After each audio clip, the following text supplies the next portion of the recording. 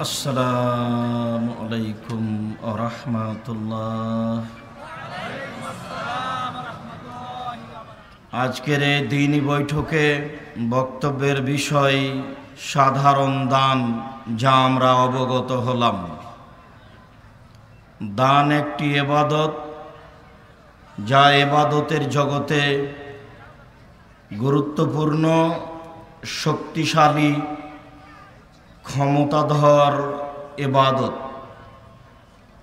ইবাদতের জগতে মানুষের পাপ মোচনের জন্য দান যত শক্তিশালী ইবাদত, অন্য কোনো ইবাদত এই পর্যায়ের নয়। আবু মুসা আশআরী রাদিয়াল্লাহু তাআলা আনহু বলেন, রাসূল সাল্লাল্লাহু আলাইহি ওয়াসাল্লাম বলেছেন, আস-সাদকাতু বুরহান, দান হলো দলিল। অন্যান্য ইবাদতকে রাসূল সাল্লাল্লাহু আলাইহি ওয়াসাল্লাম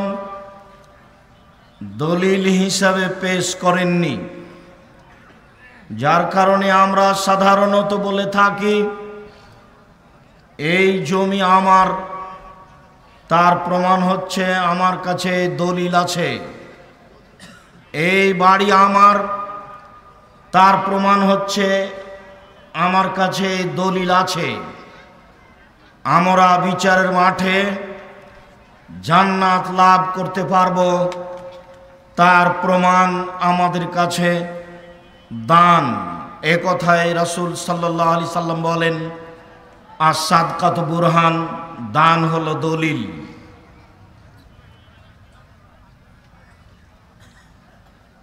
আমর ইবনে আব্বাস রাদিয়াল্লাহু তাআলা আনহু বলেন, রাসূল সাল্লাল্লাহু আলাইহি ওয়াসাল্লাম বলেছেন, ইন্নাস সাদকাতা তুতফিউল খাতিয়াতা কামা ইতফিউল মাউন নারা, নিশ্চয় দান মানুষের পাপকে মিটিয়ে দিতে পারে, যেমন ভাবে পানি আগুনকে নিভিয়ে দিতে পারে। দান একটি ক্ষমতাধর ইবাদত, দান একটি শক্তিশালী ইবাদত। পানির ভিতরে ক্ষমতা যেমন আগুনকে নিভিয়ে দেওয়া, দানের ভিতরে ক্ষমতা তেমন মানুষের পাপকে মিটিয়ে দেওয়া। উকবা ইবনে আমির রাদিয়াল্লাহু তাআলা আনহু বলেন, রাসূল সাল্লাল্লাহু আলাইহি ওয়াসাল্লাম বলেছেন, ইন্নাস সাদকাতা লা তুতফিউ হাররাল কুবুরে, নিশ্চয় দান মানুষের কবরের শাস্তিকে বন্ধ করে দিতে পারে। আপনি আপনার পিতার নামে, আপনার মাতার নামে দান করলেন, সেই দানের বিনিময়ে আপনার পিতামাতার কবরের শাস্তি বন্ধ হয়ে যাবে। এ কথা মুহাম্মদ সাল্লাল্লাহু আলাইহি সাল্লাম বলেন। এই ছেলে, ওই ছেলে ঢং ঢং করে দিকে হেঁটে চলে যাচ্ছে, খেয়াল করেন না? যারা তোমরা দায়িত্ব পালন করছো, ছেলেরা একটু খেয়াল করো। আমরা আপনাদেরকে অনুরোধ জানাচ্ছি, দয়া করে আপনারা চলাচল বন্ধ করুন। অতীব গুরুত্বপূর্ণ আলোচনা, আপনারা শোনার জন্য প্রাণপণে চেষ্টা করুন। আমাদের যারা মুসলিম বোন আছেন, আপনারাও কথাবার্তা বন্ধ করে চুপচাপ ভদ্রতা বজায় রেখে গুরুত্বপূর্ণ আলোচনা শোনার জন্য চেষ্টা করুন। আমরা যারা রাস্তায় চলাচল করছি, দোকানপাটে বসে আড্ডা পিটছি, দিন ধর্মের নামে এসে বিভিন্ন জায়গায় সময় কাটাচ্ছি, এই অপছন্দ কর্ম ত্যাগ করে গুরুত্বপূর্ণ আলোচনা শোনার চেষ্টা করি। মূলত এই জন্যই আসা। আর আপনাদেরকে উপস্থিত করে এত পয়সাপাতি খরচ করে আপনাদেরকে উপস্থিত করে যদি কিছু না জানাতে পারি, না শোনাতে পারি, তাহলে আমাদের সফলতা কোথায়? সম্মানিত দিনী ভাই বোন, আমরা অনুরোধ রাখব, আপনারা অপ্রয়োজনীয়ভাবে রাস্তাঘাটে চলাচল করবেন না। যেখানে সেখানে বসে কথাবার্তায় লিপ্ত হবেন না। সময়কে মূল্যায়ন করুন। সময় চলে গেলে সময় আপনার অনুকূলে থাকবে না। সময় আপনাকে ফাঁকি দিচ্ছে, যা আপনি বুঝতে পারছেন না। প্রয়োজন ছিল সময়কে আপনি ফাঁকি দিবেন, সময় যেন আপনাকে ফাঁকি দিতে না পারে। আমরা এখানে আলোচনা করব, আপনি রাস্তাঘাটে গল্প জমাবেন। এই অপছন্দ আচরণ আপনার জন্য কেমন হয়, আর আমাদের এই চেষ্টা প্রচেষ্টার জন্য কেমন হয়? আপনি পয়সা খরচ করে এসেছেন, এটার জন্য কেমন হয় বিবেচনা করার জন্য অনুরোধ জানাচ্ছি। বলছিলাম, উকবা ইবনে আমির রাদিয়াল্লাহু তাআলা আনহু বলেন, রাসূল সাল্লাল্লাহু আলাইহি ওয়াসাল্লাম বলেছেন, ইন্না সাদকাতা লা তুতফিউ হাররাল কবরে, নিশ্চয় দান কবরের শাস্তিকে বন্ধ করে দেয়। নিশ্চয় দান কবরের শাস্তিকে বন্ধ করে দিতে পারে। তিনি বলেন, ইন্নামাল মুমিন ইয়াস্তাজিল্লু ইয়াওমাল কিয়ামা ফি জিল্লি সাদাকাতিহি, নিশ্চয় মুমিন পুরুষ নারী, নিশ্চয় পৃথিবীর মুমিন পুরুষ নারী বিচারের মাঠে যখন আল্লাহ তাআলার বিশেষ ছায়া ছাড়া আর কোনো ছায়া থাকবে না, আল্লাহ তাআলার বিশেষ ছায়া ছাড়া আর কোনো ছায়া থাকবে না, তখন এই মুমিন পুরুষ নারী তার দানের ছায়াতলে থাকবে বলে মুহাম্মদ সাল্লাল্লাহু আলাইহি সাল্লাম বলেছেন। তিনি বলেছেন, সাবাতুন ইযিল্লুহুমুল্লাহু তাআলা ফি জিল্লিহি ইয়াওমা লা জিল্লা ইল্লা জিল্লুহু, 7 শ্রেণীর মানুষ বিশেষ ছায়াতলে থাকবে বিচারের মাঠে, যেদিন আল্লাহর বিশেষ ছায়া ছাড়া আর কোনো ছায়া থাকবে না। যেদিন আল্লাহ তাআলার বিশেষ ছায়া ছাড়া আর কোনো ছায়া থাকবে না, সেদিন 7 শ্রেণীর মানুষ আল্লাহ তাআলার বিশেষ ছায়াতলে থাকবে। তার এক শ্রেণীর মানুষ হচ্ছে রাজুলুন তাসাদ্দাকা, কোন মানুষ দান করলো, ফাখফাহা, গোপনে দান করলো, হাত্তা লা তা'লামা শিমালুহু মা তুনফিকু ইয়ামিনুহু, ডান হাত কি দান করলো বাম হাত বুঝতে পারলো না, ডান হাত কি দান করলো বাম হাত জানতে পারলো না। মানুষ যেদিন এরকম গোপনে একমাত্র আল্লাহকে সন্তুষ্ট করার জন্য দান করতে পারবে, সেই দান হবে তার জন্য বিচার মাঠে বিশেষ ছায়ার মাধ্যম। যে কথা মুহাম্মদ সাল্লাল্লাহু আলাইহি সাল্লাম বলেন, নিশ্চয় মুমিন পুরুষ নারী, নিশ্চয় মুমিন পুরুষ নারী বিচারের মাঠে তার দানের ছায়াতলে থাকবে। বলছিলাম, সম্মানিত দিনী ভাই বোন, দান একটি পাওয়ারফুল ইবাদত, দান একটি ক্ষমতাধর ইবাদত, দান একটি শক্তিশালী ইবাদত। আনাস রাদিয়াল্লাহু তাআলা আনহু বলেন, রাসূল সাল্লাল্লাহু আলাইহি ওয়াসাল্লাম বলেছেন, সাদকাতু সিররে তুতফিউ গাযাবার রাব্বে, নিশ্চয় গোপন দান আল্লাহ তাআলার রাগকে মিটিয়ে দিতে পারে। আপনার পাপের কারণে আল্লাহ তাআলা আপনাকে শাস্তি দেওয়ার জন্য প্রতীক্ষমান রয়েছেন, আর আপনি এই সময়ে তাকে সন্তুষ্ট করার জন্য দান করে দিলেন। মুহাম্মদ সাল্লাল্লাহু আলাইহি সাল্লাম বলেন, এই গোপন দান আল্লাহর রাগকে মিটিয়ে দেয়। তখন তাকে জাহান্নামে দেওয়ার জন্য সিদ্ধান্ত যেটা ছিল, সেইটা আল্লাহ তাআলা বাতিল করে দিয়ে তাকে জান্নাতে দেওয়ার জন্য সিদ্ধান্ত নেন। সম্মানিত দিনী ভাই বোন, বলছিলাম, আল্লাহ তাআলা বলেন, ওয়াসারিউ ইলা মাগফিরাতিম মির রাব্বিকুম ওয়া জান্নাহ, পৃথিবীর মানুষ তোমরা দৌড়াও দৌড়াও দৌড়াও, তোমাদের প্রতিপালকের ক্ষমার দিকে দৌড়াও। পৃথিবীর পুরুষ নারী তোমরা তোমাদের প্রতিপালকের ক্ষমার দিকে দৌড়াও, দৌড়িয়ে যাও, দৌড়াও দৌড়াও, তোমাদের প্রতিপালকের ক্ষমা কোথায় রয়েছে। ও জান্নাতিন, আর জান্নাতের দিকে ছুটে যাও। আর জহাস সামাওয়াত ওয়াল আরদ, যে জান্নাতের ব্যবধান আপা আকাশ জমিনের ব্যবধান, জমিন থেকে আকাশের ব্যবধান, একটা দ্রুতগামী ঘোড়ার 500 বছরের পথ, একটি জান্নাতের আপনার বিছানের উঁচুতা বা একটি জান্নাতের দরজার ব্যবধান, আকাশ জমিনের ব্যবধান। যেই জান্নাতের ব্যবধান আকাশ জমিনের দূরত্বের ব্যবধান, এই জান্নাতের দিকে তোমরা ছুটে যাও। উইদ্দাত লিল মুত্তাকিন, যে জান্নাত তৈরি করা হয়েছে পরহেজগার মানুষের জন্য, যে জান্নাত প্রস্তুত করা হয়েছে পরহেজগার মানুষের জন্য। পরহেজগার কে? অত্র আয়াতে আল্লাহ তাআলা তিন শ্রেণীর মানুষকে উল্লেখ করলেন। তিনি বললেন, আল্লাযীনা ইউনফিকুনা ফিস সাররাই ওয়াদ দাররাই ওয়াল কাযিমিনাল গায়জ ওয়াল আফিনা আনিন নাস। পৃথিবীতে যারা সচ্ছল অবস্থায় দান করতে পারে, পৃথিবীতে যারা অসচ্ছল অবস্থায় দান করতে পারে, তারাই হচ্ছে পরহেজগার। তাদের জন্য জান্নাত প্রস্তুত রয়েছে। তারাই হচ্ছে পরহেজগার, তাদের জন্য জান্নাত প্রস্তুত রয়েছে। এরপরে আল্লাহ তাআলা বলেন, আল কাযিমিনাল গায়জ, যারা রাগকে থামিয়ে নিতে পারে, রাগের প্রতিফল প্রকাশ করে না, রাগ দিয়ে কোনো কাজ নিতে চায় না, রাগকে দমন করতে পারে, তাদের জন্য জান্নাত প্রস্তুত রয়েছে। রাসূল সাল্লাল্লাহু আলাইহি সাল্লাম বলেন, লাইসা শাদীদু বিসুরা, মানুষ আছাড় দিয়ে ফেলে দিতে পারলে মানুষ শক্তিশালী হয় না। কেউ যদি কাউকে আছাড় দিয়ে ফেলে দিতে পারে সেই শক্তিশালী, এই কথা ঠিক নয়।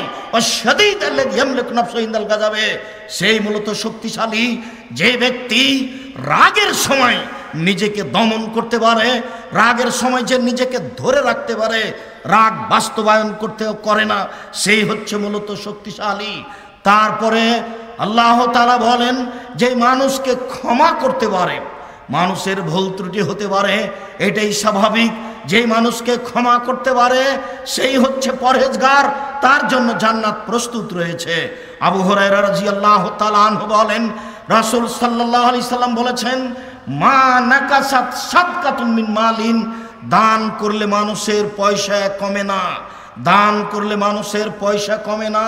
তারপর আল্লাহ রাসূল বলছেন, ওমা জাদাল্লাহু আবদান বিআফবিন ইজ্জান, মানুষ যদি মানুষকে ক্ষমা করে দেয় তাহলে তার মর্যাদা বেশি হয়ে যায়, তাহলে আল্লাহ তাআলা তার মর্যাদা সম্মানকে বেশি করে দেন। যখন মানুষ তার রাগকে বাস্তবায়ন করে না, মানুষকে ক্ষমা করে দেয়, যখন মানুষ তার রাগকে বাস্তবায়ন করে না, মানুষকে ক্ষমা করে দেয়, তখন আল্লাহ তাআলা তার মান মর্যাদা ইহকালে পরকালে বেশি করে দেন, বর্ধিত করে দেন। যার সম্মান সে দুনিয়াতে ভোগ করে, যার সম্মান সে বিচার মাঠে ভোগ করবে, যার সম্মান সে জান্নাতে ভোগ করবে। সম্মানিত দিনী ভাই বোন, আমরা আপনাদেরকে বলছিলাম আল্লাহ তাআলা অত্র আয়াতে এই কথা বলেন। তিনি বলেন, ইয়ামহাকুল্লাহুর রিবা ওয়া ইউরবিস সাদাকাত, নিশ্চয় দান মানুষের টাকাকে বেশি করে দেয়, সুদ মানুষের টাকাকে কমিয়ে দেয়। যারা সুদ খায় তারা একদিন না একদিন নিঃস্ব হবেই হবে, আজ হোক আর কাল হোক, কাউকে বলা লাগবে না। এই কথা আল্লাহ তাআলা বলেন। সুদ মানুষের অর্থকে কমিয়ে দেয়, সুদ মানুষের অর্থকে সংকুচিত করে দেয়, দান মানুষের অর্থ সম্পদকে বেশি করে দেয়। সে বুঝতে পারুক আর না পারুক, বাহ্যিকভাবে তা বোঝা যায় না। আমি 100 টাকা থেকে যদি 10 টাকা দান করি, 90 টাকা যদি আমি বাক্সের মধ্যে রেখে দিই, 1 বছর পরে যদি বের করি আমার 90 টাকাই থাকবে, বেশি হলো কি করে? আল্লাহ তাআলা বলেন, দান মানুষের টাকাকে বেশি করে দেয়, সুদ মানুষের টাকাকে কমিয়ে দেয়। রাসূল সাল্লাল্লাহু আলাইহি সাল্লাম বলেন, আল্লাহ তাআলা বলছেন, ইবনে আদম আনফিক আলাইকা, হে আদমের ছেলে মেয়ে শোনো, তোমরা দান করো, আমি আল্লাহ তোমাদের অর্থ সম্পদকে বেশি করে দিব। পৃথিবীর মানুষ, তোমরা দান করো, আমি তোমাদের অর্থ সম্পদকে বেশি করে দিব। আসমা রাদিয়াল্লাহু তাআলা আনহা বলেন, রাসূল সাল্লাল্লাহু আলাইহি ওয়াসাল্লাম বললেন, আসমা আনফিকি ওয়ালা তুসি ফাইসিল্লাহু আলাইকে, আসমা তুমি দান করো, কখনো গুণে দান করবে না। কত টাকা দান করলাম এইটা তুমি কখনো গুণে করবে না। শোনো, তুমি যদি গুণে গুণে দান করো তাহলে আল্লাহ তোমাকে গুণে গুণে নেকি দিবেন, তাহলে আল্লাহ তোমাকে গুণে গুণে নেকি দিবেন। তুমি বেহিসাব দান করো, তোমার দান নেকিও বেহিসাব হবে। ওয়ালা তুই ফাইয়াল্লাহু আলাইকে, আসমা তুমি দান বন্ধ করো না, নইলে আল্লাহ তোমার উপরে দয়া রহমত বন্ধ করে দিবেন। আসমা তুমি দান বন্ধ করো না, নইলে আল্লাহ তাআলা তোমার উপরে দয়া রহমত বন্ধ করে দিবেন। ফারজাকি মুস্তাতাতে, আয় আসমা তুমি সম্ভবপর দান করতে থাকো। আসমা তোমার দান করার ব্যাপারে যতটুকু সম্ভব হয় ততটুকু দান করতে থাকো।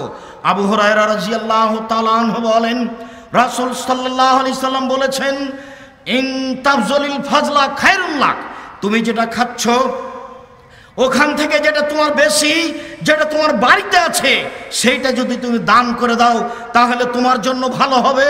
ওয়াইন তুমসিকহু শাররুল লাক, আর তুমি যদি দান না করো, জমা করে রেখে দাও, তাহলে এটা তোমার জন্য ক্ষতিকারক হবে। তুমি তখন কৃপণ হয়ে যাবে, তোমার পরকাল ধ্বংস হবে। জাবের রাদিয়াল্লাহু তাআলা আনহু বলেন, রাসূল সাল্লাল্লাহু আলাইহি সাল্লাম বলেছেন, ওয়াত্তাকুশ শুহা ফাইন্নাশ শুহা আহলাকুম মান কানা ক্বাবলাকুম, পৃথিবীর মানুষ তোমরা কৃপণতা থেকে বেঁচে থাকো। পৃথিবীর মানুষ তোমরা কৃপণতা থেকে বেঁচে থাকো। কৃপণতা পূর্বের মানুষকে ধ্বংস করেছে, কৃপণতা পূর্বের মানুষকে ধ্বংস করেছে, কৃপণতা পূর্বের মানুষকে ধ্বংস করেছে। আমি মুহাম্মদ সাল্লাল্লাহু আলাইহি সাল্লাম দিন রাত কৃপণতা থেকে বাঁচতে চাই। আমি মুহাম্মদ সাল্লাল্লাহু আলাইহি সাল্লাম দিন রাত আল্লাহর কাছে কৃপণতা থেকে বাঁচতে চাই। তিন শ্রেণীর মানুষ ধ্বংস হবে, তিন শ্রেণীর মানুষ ধ্বংস হবে, তিন শ্রেণীর মানুষ ধ্বংস হবে। তার এক শ্রেণীর মানুষ হচ্ছে যারা কৃপণ, দান করতে পারে না। রাসূল সাল্লাল্লাহু আলাইহি সাল্লাম বলেন, লা ইয়াদখুলুল জান্নাতা বাখিল, যারা কৃপণতা করে তারা জান্নাতে প্রবেশ করবে না। যারা কৃপণতা করে তারা জান্নাতে প্রবেশ করবে না। মহান আল্লাহ বলেন, ওমা ইউকাসুহা নাফসিহি, যাকে কৃপণতা থেকে বাঁচিয়ে দেওয়া হলো, যাকে কৃপণতা থেকে রক্ষা করা হলো, ফাউলাইকা হুমুল মুফলিহুন, তারাই হলো সফল মানুষ। পৃথিবীতে তারাই হলো সফল মানুষ যাদেরকে কৃপণতা থেকে রক্ষা করা হলো। সম্মানিত দিনী ভাই বোন, রাসূল সাল্লাল্লাহু আলাইহি ওয়াসাল্লাম বলেন, তোমরা কৃপণতা থেকে বেঁচে থাকো। পূর্বের মানুষ ধ্বংস হয়ে গেছে তাদের কৃপণতার কারণে। ওয়াহাব ইবনে মুনাব্বে আও হারিস রাদিয়াল্লাহু তাআলা আনহু বলেন, রাসূল সাল্লাল্লাহু আলাইহি ওয়াসাল্লাম বলেছেন, তাসাদ্দাকু, তোমরা দান করো সেই দিন আসার পূর্বে। পৃথিবীর মানুষ তোমরা দান করো সেই দিন আসার পূর্বে, যে তোমাদের উপরে এমন একদিন চলে আসবে, এমসি রাজুলবে সাদাকাতিহি, মানুষ তার দান নিয়ে রাস্তা রাস্তা ঘুরবে। যার কাছে দান নিয়ে যাবে সেই বলবে, লাউ আতাইতা বিল আমসলা কাবিলতুহা ফামাল ইয়াউম ফালা হাজাতা লিবিহি, আর যে কালকে দান নিয়ে আসতে, যদি এই টাকা কালকে নিয়ে আসতে তাহলে তোমার টাকা নিয়ে নিতাম, আজকে আমার কোনো প্রয়োজন নেই। রাতে রাতে মানুষ ধনী হয়ে যাবে, দিনান্দিন মানুষ ধনী হয়ে যাবে, টাকা পয়সা মানুষের বেশি হবেই। তাই রাসূল সাল্লাল্লাহু আলাইহি ওয়াসাল্লাম বলছেন, পৃথিবীর মানুষ সেই দিন আসার পূর্বে দান করো, যেই দিন তোমরা দান নিয়ে ঘুরবে, রাস্তাঘাটে ঘুরবে, কেউ তোমার অর্থ সম্পদ নেবে না। অতএব সেই দিন আসার আগেই তোমরা সতর্ক হয়ে যাও। আবু হুরায়রা রাদিয়াল্লাহু তাআলা আনহু বলেন, একজন লোক এসে বলল, আল্লাহর নবী, আইয়ুস সাদকা আফজাল, সবচেয়ে কোনটি দান উত্তম? এক বর্ণনা এসেছে আইয়ুস সাদকা আজর, সবচেয়ে কোন দানে বেশি নেকি হয়, কোন সময় দান করলে সবচেয়ে বেশি নেকি হয়। রাসূল সাল্লাল্লাহু আলাইহি সাল্লাম বললেন, তাসাদ্দাকু, তোমরা দান করবে, আও তাসাদ্দাক, তুমি দান করবে, ওয়ান্তা শাহি শাহি ওয়া তামালুল গিনা ওয়া তাকসাল ফাকরা। চারটা যখন তোমার কাছে অবস্থান করবে, চারটা অবস্থা যখন তোমার কাছে থাকবে, এই সময়ে যদি তুমি দান করতে পারো সবচেয়ে বেশি নেকি পাবে। এক, তুমি সুস্থ। দুই, তুমি অর্থের প্রতি লোভী। তিন, তুমি অর্থের চিন্তা ভাবনা করো। চার, দান করলে কমে যাবে, এরকম একটা পরিস্থিতি তোমার মধ্যে বিরাজ করছে। এই সময়ে যদি তুমি দান করতে পারো তাহলে সবচেয়ে বেশি নেকি পাবে। পৃথিবীর মুসলিম পুরুষ নারী, তোমরা যদি এই অবস্থায় দান করতে পারো তাহলে তোমাদের সবচেয়ে বেশি নেকি হবে। সম্মানিত দিনী ভাই বোন, আবু মুসা আশআরী রাদিয়াল্লাহু তাআলা আনহু বলেন, রাসূল সাল্লাল্লাহু আলাইহি সাল্লাম একদা বললেন, আলা কুল্লি মুসলিম সাদাকা, পৃথিবীর প্রত্যেকটা পুরুষ নারীকে দান করতে হবে। পৃথিবীর প্রত্যেকটা প্রত্যেকটা পুরুষ নারীকে দান করতে হবে। এই কথা বলার সাথে সাথে সাহাবীগণ বলে বসলেন, ফাইলাম ইস্তাতে, যদি সম্ভব না হয় তাহলে কি করে দান করবে? আপনি যেভাবে বলছেন সবাইকে দান করতে হবে, সবাই তো দান করতে পারবে না, টাকা না থাকলে কিভাবে দান করবে? তখন রাসূল সাল্লাল্লাহু আলাইহি ওয়াসাল্লাম বলছেন, ইয়ামালু ফি বাইতিন নাস, মানুষ মানুষের বাড়িতে কাজ করবে, তারপরে যেটা পাবে এনফা নফসু ইয়াতাসাদ্দাক, যেটা মানুষের বাড়িতে কাজ করে দিন মজুরি করে পেয়েছে সেইখান থেকে দান করবে এবং নিজে উপকৃত হবে। অত্র বুখারী মুসলিমের হাদিস দ্বারা প্রমাণিত হয়, যারা দিন মজুর, যারা ভ্যান চালায়, যারা রিক্সা চালায়, যারা মানুষের বাড়িতে কাজ করে খায়, তাদেরকেও দান করতে হবে। সাহাবীগণ বললেন, ফাইলাম ইস্তাতে, আল্লাহর নবী যদি মানুষের বাড়িতে কাজ করতে না পারে তাহলে কি করবে? তখন আল্লাহ রাসূল বলছেন, ইগনুজাল হাজাতিল মালহুফা, অসহায় মানুষকে সহযোগিতা করবে। একটা লোক ভ্যান নিয়ে যাচ্ছিল, ঠেকে গেছে, আপনি ধরে একটু পার করে দিলেন, অসহায় মানুষের সহযোগিতা করলেন, এটাই হলো দান।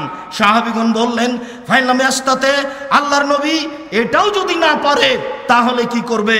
তখন আল্লাহ রাসূল বলছেন, ইমসাক নাফসাহু আনিশ শাররি, মানুষ তার আত্মাকে পাপ থেকে ঠেকিয়ে রাখবে, এটাই হলো দান।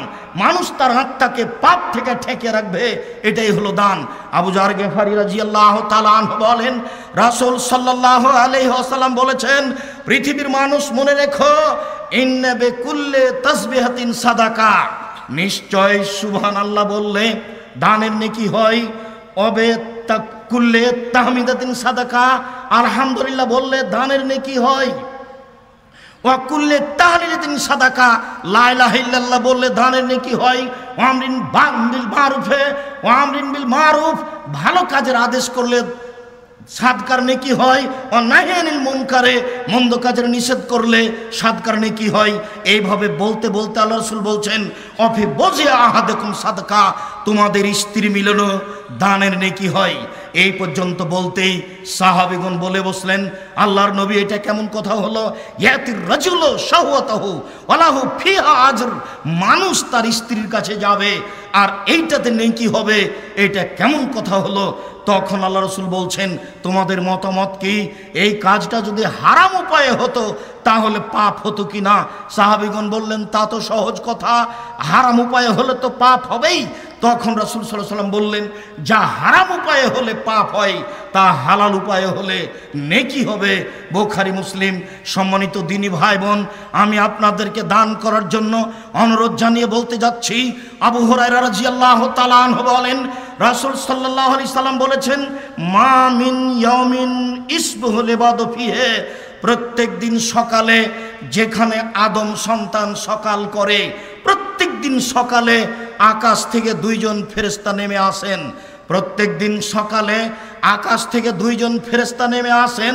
একুল আহাদুহুমা, দুইজনের একজন বলেন, আল্লাহুম্মা আতে লিকুল্লি মুনফিকিন খালাফা, আল্লাহ যে যতটুকু দান করলো তুমি তার ততটুকু পূর্ণ করে দাও।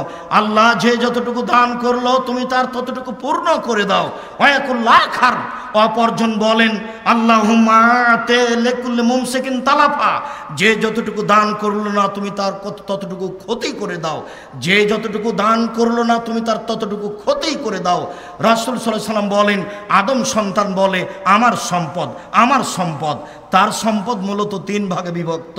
যেটা খেলো সেটা নষ্ট হলো, পায়খানা, যেটা পড়লো সেটা পুরাতন হলো, ওমাতা ফাক্তানা, যেটা দান করলো সেটা জমা হয়ে গেল। সম্মানিত দিনী ভাই বোন, আজকের আলোচনার শেষ হাদিসটি বলার পূর্বে আপনাকে আবারও জোরালোভাবে বলে রাখছি যে কাল থেকে এসে এখন পর্যন্ত বা আগামীকাল সকাল পর্যন্ত যারা আসবেন তারা যে পয়সাপাতি নিয়ে এসেছেন, দেধারসে রাস্তাঘাটে খরচ করছেন, বলেন সেইটার ফল কি? ভুল বুঝিয়েন না। জাতিকে সঠিক পথ দেখানোর জন্য অনেক পয়সা খরচ করে জীবন বাজি রেখে উপস্থিত করার চেষ্টা করি।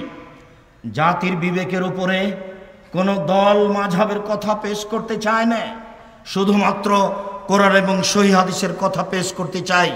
আকীদা আদর্শ সংশোধন করে পরকালমুখী করতে চাই। এই লক্ষ্যেই আপনাদেরকে বাংলাদেশের বিভিন্ন জেলা থেকে উপস্থিত হওয়ার জন্য অনুরোধ জানানো হয়েছে। আপনারা কষ্ট করে সেই কোথায় আপনার ফরিদপুর, মাগুরা, শরীয়তপুর, কোথায় আপনার সাতক্ষীরা, যশোর, ঝিনাইদহ, কুষ্টিয়া, মেহেরপুর, কোথায় আপনার চট্টগ্রাম, কোথায় সিলেট, কোথায় আপনার ব্রাহ্মণবাড়িয়া, কুমিল্লা, কোথায় আপনার রংপুর, লালমনিরহাট, নীলফামারী, কুড়িগ্রাম, পঞ্চগড়, ঠাকুরগাঁও, দিনাজপুর, জয়পুরহাট, বগুড়া, আপনারা বিভিন্ন জায়গা থেকে, ঢাকা, নরসিংদী, নারায়ণগঞ্জ, মানিকগঞ্জ, বাংলাদেশের বিভিন্ন জেলা থেকে এখানে উপস্থিত হয়েছেন। আপনাদের মৌলিক লক্ষ্য, আমাদের মৌলিক লক্ষ্য আপনাদেরকে পরকালমুখী করা। আপনাদের মাথার ভিতরে আমরা কোনো দল পেশ করে, কোনো মতামত পেশ করে সংকীর্ণতার দিকে নিয়ে যেতে চাই না। আপনাদেরকে আমরা বলতে চাচ্ছি, আপনারা আকীদা সংশোধন করুন, আদর্শ সুন্দর করুন, সহিহ হাদিস কোরআন মেনে চলার চেষ্টা করুন। যতক্ষণ পর্যন্ত শ্বাস আছে ততক্ষণ পর্যন্ত দুই একটা নেকি করার চেষ্টা করুন। শ্বাস বন্ধ হয়ে গেলে নেকি করার কোনো সুযোগ থাকবে না। সম্মানিত দিনী ভাই বোন, আমরা আপনাদের আজকের আলোচনার শেষ অংশে একটি হাদিস পেশ করছি। এক খেয়ালে আমার দিকে চেয়ে থাকবেন, কথার 19-20 হয় না যেন। সম্মানিত দিনী ভাই বোন, চলাচল বন্ধ করে আমার দিকে খেয়াল করুন। বুখারী মুসলিমের একটি হাদিস আপনার সামনে পেশ করি। আবু হুরায়রা রাদিয়াল্লাহু তাআলা আনহু বলেন, ইন্না রাজুলান আতান নবী সাল্লাল্লাহু আলাইহি সাল্লাম, একজন লোক রাসূলের কাছে আসলো। ফাবাসা রাসূলুল্লাহ সাল্লাল্লাহু আলাইহি সাল্লাম ইলা নিসাইহি, আল্লাহর নবী সেই লোকটিকে খাওয়ার জন্য পরিবারের কাছে পাঠিয়ে দিলেন। যাও তুমি আমার পরিবারের কাছে খেয়ে আসো। তার পরিবার বললেন কুলনা, আয়েশা বলছেন, তার স্ত্রীগণ বলছেন, আমরা বললাম মা মা না ইল্লাল মা, বাড়িতে আজকে পানি ছাড়া কোনো কিছু নেই। আমি যে আপনাদেরকে মাঝে মধ্যে বলেছি যে ঈদের মাঠে গিয়ে আল্লাহর নবী দেখলেন একটা বাচ্চা কাঁদছে। আল্লাহ নবী বললেন, কাঁদছো কেন? লোকটি বললে, আমি এতিম। আল্লাহ রাসূল বললেন, আমিও এতিম ছিলাম। ছেলেটিকে কোলে নিলেন, আয়েশার কোলে দিলেন, আয়েশা নতুন পোশাক পরালেন। ছেলেটি খুশি হয়ে গেল, একেবারে নগদ ডাহা মিথ্যা। এ দেখেন, রাসূল সাল্লাল্লাহু আলাইহি সাল্লাম তার পরিবারের কাছে একটি লোককে খাওয়ার জন্য পাঠালেন। তার পরিবার বলছেন, মা মা না ইল্লা তুম ইল্লাল মা, আজকে আমাদের সাথে পানি ছাড়া কোনো কিছু নেই, বাড়িতে পানি ছাড়া কোনো কিছু নেই, বাড়িতে পানি ছাড়া কোনো কিছু নেই। তখন রাসূল সাল্লাল্লাহু আলাইহি সাল্লাম বললেন, মাইজুফা হাজা, উপস্থিত মসজিদের জনগণ শোনো, কে লোকটাকে মেহমান হিসাবে নিতে পারে? যে লোকটি আমার বাড়ি থেকে ফিরে আসলো, খাওয়ার ব্যবস্থা না থাকার কারণে আমার বাড়ি থেকে লোকটি ফিরে এসেছে, কে মেহমান হিসাবে নিতে পারে? কালা রাজুলুন মিনাল আনসার, আনা, আনসারীদের একজন লোক বললেন, আবু তালহা, জি আমি রেডি আছি, আমি বাড়িতে নিয়ে যাব। ফান্তালাকা বিহি ইলা ইমরাতিহি, তিনি মেহমানকে সাথে নিয়ে তার স্ত্রীর কাছে চলে গেলেন। তার স্ত্রীর কাছে চলে গিয়ে বলছেন, আকরিমি যাইফা রাসূলিল্লাহ সাল্লাল্লাহু আলাইহি সাল্লাম, ও আমার স্ত্রী শোনো, ইনি হচ্ছেন আল্লাহর নবীর বাড়ির মেহমান। আল্লাহর নবীর বাড়ি থেকে মেহমান খেতে না পেয়ে ফিরে এসেছে, তুমি এর খাওয়ার ব্যবস্থা করো, তুমি একে সম্মান করো। ফাকালাত, স্ত্রী বলছেন, মা হিন্দানা ইল্লা কুতু সিবিয়ানি, বলেন কি, আমার বাচ্চার বেঁচে থাকার মাত্র একটু খাদ্য আছে, আর কোনো খাদ্য নেই। বাড়ির বাচ্চার বেঁচে থাকার মতো একটু খাদ্য আছে, আর কোনো খাদ্য নেই। তখন লোকটি বলছেন, আবু তালহা বলছেন, হাই তো আমাকে যেটুকু খাদ্য আছে সেটুকু রেডি করো।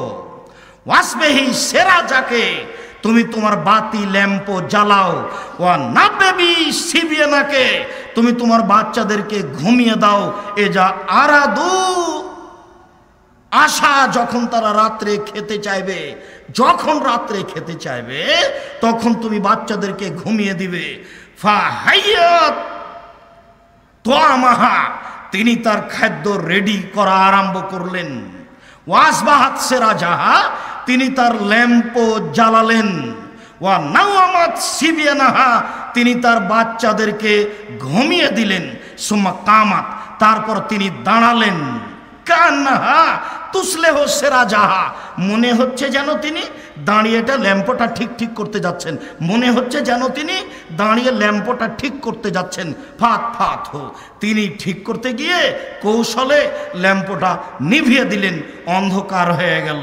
ফাজালা লে ইরিয়া নিহে আন্নাহুমা, তিনি দেখাতে চাইলেন যে তারা দুইজন তার সাথে এক ওলানে খেতে আছে। তিনি দেখাতে চাইলেন তারা স্বামী স্ত্রী রাতের অন্ধকারে তার সাথেই খেতে আছেন, এইটা দেখাতে চাইলেন। রাসূল সাল্লাল্লাহু আলাইহি সাল্লাম বলছেন, ও বাতা তয় আইনে, স্বামী স্ত্রী ক্ষুধার্ত অবস্থায় সকাল করলেন, কিছুই খেলেন না, বাচ্চাদের ঘুমিয়ে দিয়ে নিজেরা দুইজন না খেয়ে ওইটুকু খাদ্য মেহমানকে খাওয়িয়ে দিলেন। ফা গাদা ইলান নবী সাল্লাল্লাহু আলাইহি সাল্লাম, সকালবেলায় তিনি আল্লাহর নবীর কাছে চলে গেলেন। আল্লাহর নবী তাকে দেখে বলছেন, শোনো জাহেক আল্লাহ, তোমার কর্ম দেখে আল্লাহ হেসে উঠেছেন। আজাব আল্লাহু মিন ফালিকুমা, তোমাদের স্বামী স্ত্রীর কর্মতে আল্লাহ খুশি হয়ে গেছেন। আল্লাহ তোমাদের স্বামী স্ত্রীর কর্মতে খুশি হয়ে গেছেন। ফানজালাল্লাহু তাআলা, তারপর আল্লাহ তাআলা এই আয়াতটি অবতীর্ণ করলেন, ওয়া ইউসিরুনা আলা আনফুসিহিম ওয়ালাউ কানা বিহিম খাসাসা, তারা স্বামী স্ত্রী নিজেদের উপরে মেহমানকে প্রাধান্য দিলেন যদিও তাদের কাছে ক্ষুধা ছিল। সম্মানিত দিনী ভাই বোন, হাদিস তো বুখারী মুসলিম, কোরআন মাজিদ তো কোরআন মাজিদের আয়াত। জীবনে কি করলেন? অনেক পয়সা উপার্জন করলেন, খেয়ে তাকে শেষ করলেন। যা খেলেন তা পেশাব পায়খানা, যা পড়লেন তা পুরাতন হলো, যা দিলেন তা জমা থাকলো। হাদিস বুখারী মুসলিম। আপনাদেরকে এখানে উপস্থিত করে দান সম্পর্কে একটি গুরুত্বপূর্ণ বিষয় পেশ করে আমি বলতে চাচ্ছি, মনে রাখবেন, ইবাদতের জগতে সবচেয়ে দামি, ইবাদতের জগতে সবচেয়ে পাওয়ারফুল, ক্ষমতাধর, শক্তিশালী ইবাদত হচ্ছে দান। মর্মে বলছি যে আমি নিঃস্ব মানুষ, এক মাসের যদি বেতন আমাকে দিতে বলেন জামিয়া সালাফিয়ায়, তাহলে বাকি জীবন কাজ করলে আমি এক মাসের বেতন দিতে পারবো না। এক মাসে বেতন লাগে 12,15,000। তো 12,15,000 টাকা আমি বাকি সময় পর্যন্ত উপার্জন করতে পারবো, আমার উপার্জন দিয়ে তা আমার মনে হয় না। তাই আপনাদেরকে আমি বারংবার বলে থাকি যে আপনারা একটু দোয়া করবেন যে আল্লাহ জামিয়া সালাফিয়াকে তুমি কবুল করো। যদি উপরে কবুল হয়ে যায় তাহলে আর কোনো সমস্যা হবে না, কিভাবে হবে তা ভাববার বিষয় নয়।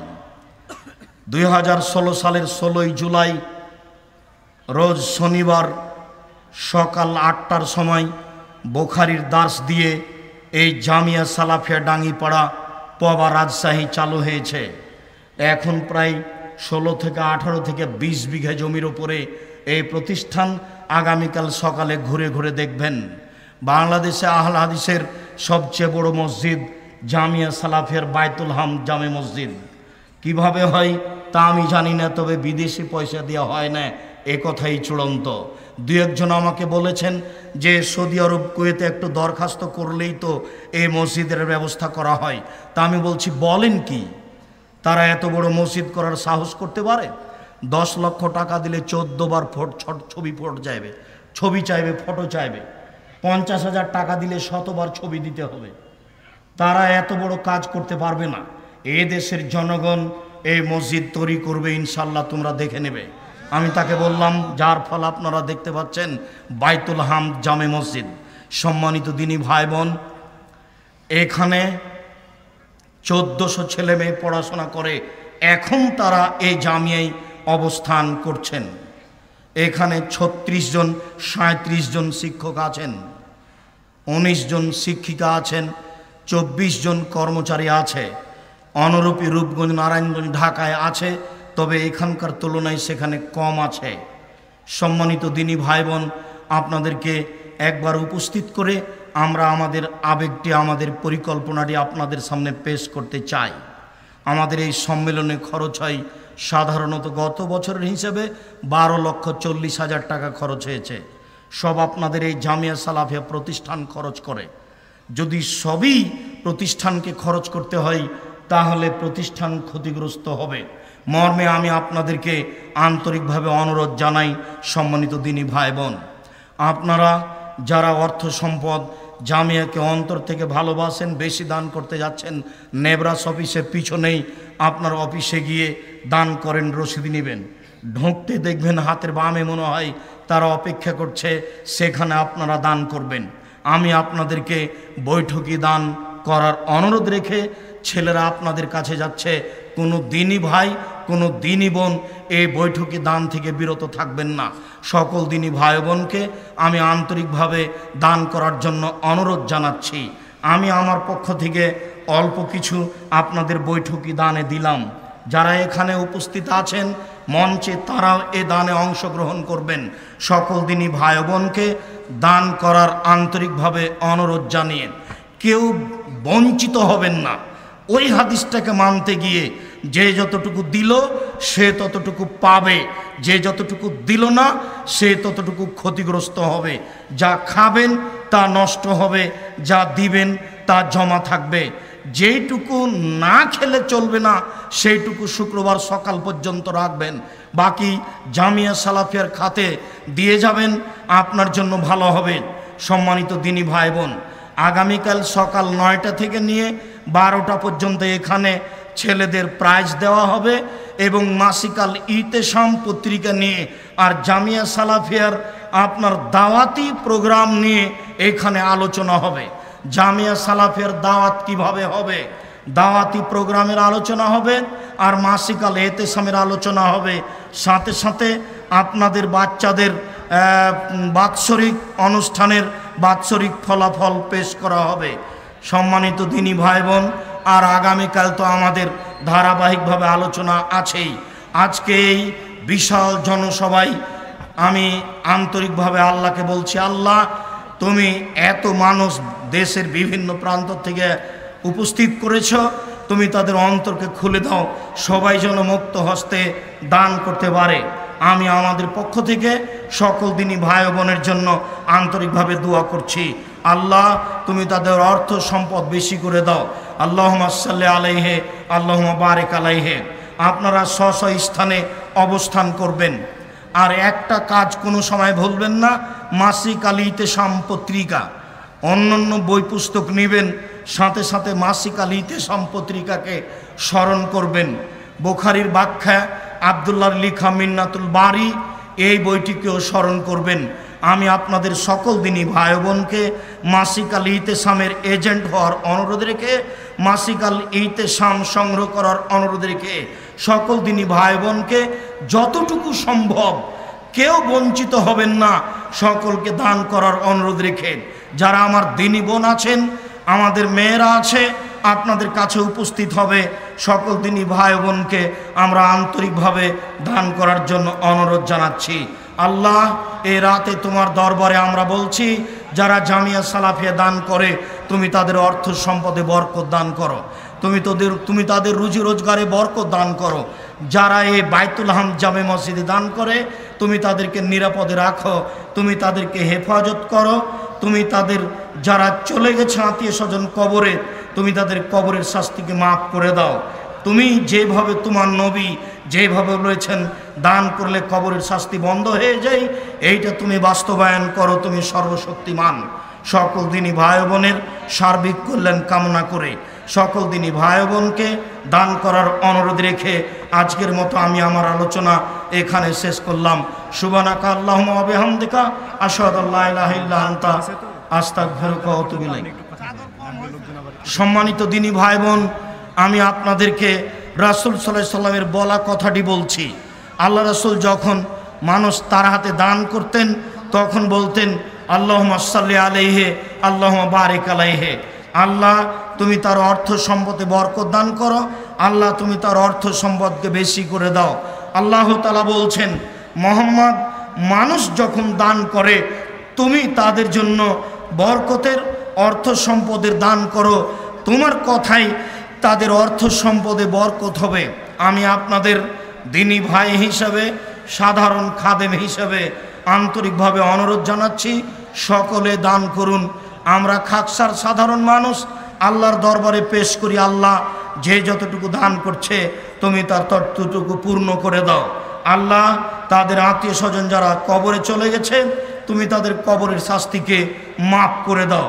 তুমি তাদের অর্থ সম্পদে বরকত দান করো, তুমি তাদের রুজি রোজগারে বরকত দান করো। যারা আমাদের কাছে দুয়ার দাবি দরখাস্ত রেখেছে, আমরা আন্তরিকভাবে তাদের জন্য দোয়া করি। পৃথিবীর সকল মুসলিম ভাই বোনকে তুমি ক্ষমা করো। তোমার দরবারে জোরালো দাবি রেখে আমার পক্ষ থেকে আপাতত আজকের মতো এখানেই কাজ শেষ করছি কথা। সুবহানাকা আল্লাহুম্মা ওয়া বিহামদিকা আশহাদু আল্লা ইলাহা ইল্লা আনতা আস্তাগফিরুকা ওয়া আতুবু ইলাইক। আসসালামু আলাইকুম ওয়া রাহমাতুল্লাহ।